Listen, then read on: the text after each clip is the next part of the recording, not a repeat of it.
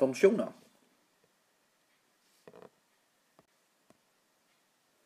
Jeg vil først lige nævne definitionen på en funktion. En funktion, det er en beskrivelse af sammenhængen mellem en afhængig og en uafhængig variabel. Og hvad betyder det så? Jo, jeg vil prøve at give et eksempel fra hverdagen, nemlig telefoni. Vi kan se på telefoni som et eksempel på en funktion.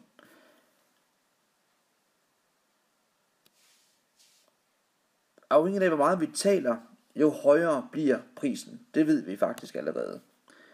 Vi kan skrive det op på følgende måde. Vi har en uafhængig variabel, altså en variabel, vi selv kan variere, og det er i det her tilfælde, hvor meget vi snakker.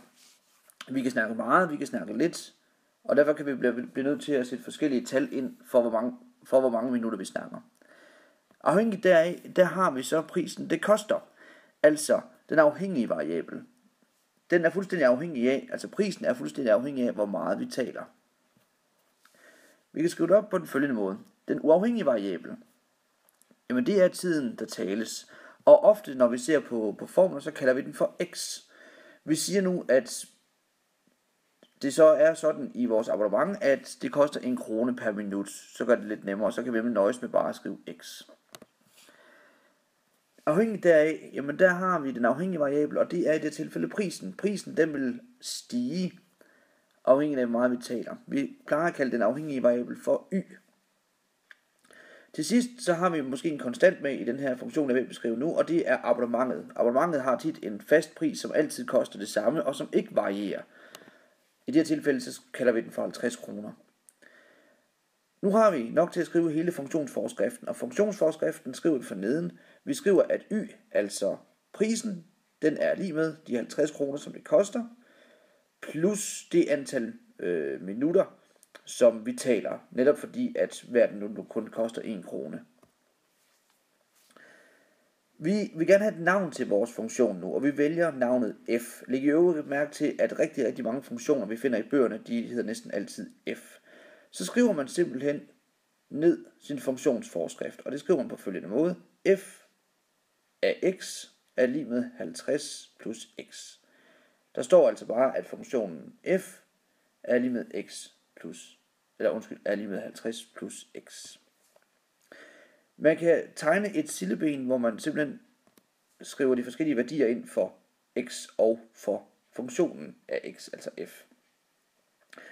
Et eksempel er, for eksempel hvis vi sætter et 10-tal ind på x's plads i funktionen, jamen så får vi 50 plus 10, og det giver 60. F af x er altså lige med 60. Hvis vi prøver at sætte et andet tal ind på x's plads, altså at vi ikke kun taler i 10 minutter, men for eksempel taler i 20 minutter, jamen så opdager vi, at prisen nu stiger til 70 kroner, altså f af x stiger til 70. Igen, hvis vi taler i 30 minutter, så vil prisen stige til 80 kroner, og taler vi i 40 minutter, så vil prisen stige til 90 kroner. Vi ser altså, at jo større x bliver, altså jo mere tid vi betaler, jo større bliver f af x, altså vores pris, som vi skal betale i det hele. Vi kan tegne vores funktion i et koordinatsystem på følgende måde. Vi tegner en x-akse og en y-akse. På x-aksen har vi minutter, altså de antal minutter vi taler. På y-aksen har vi så den samlede pris. Vi skriver nogle tal ind, nogle værdier ind, så vi har styr på, hvor vores koordinater er.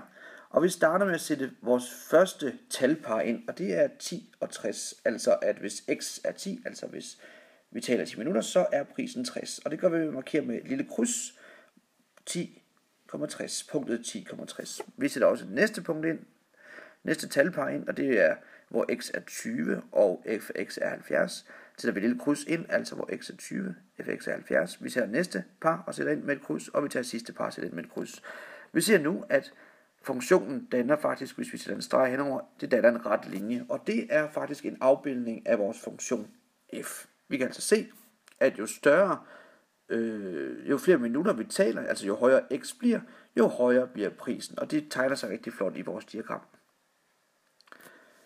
Funktioner behøver ikke at hedde f, de kan sagtens have alle mulige navne. Jeg har lige lavet 3 eksempler her. Vi kan for eksempel se, at f er defineret ved, at f af x er lige med 2x plus 4. Vi kan også have en funktion, der hedder g, og g af x er så lige med 3x plus 6. Og vi går til en funktion, der hedder h, hvor h af x er lige med 3 divideret med x plus 5.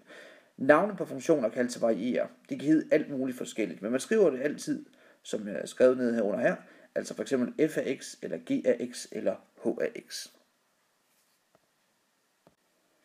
Dermed slut på den lille korte forklaring omkring funktioner.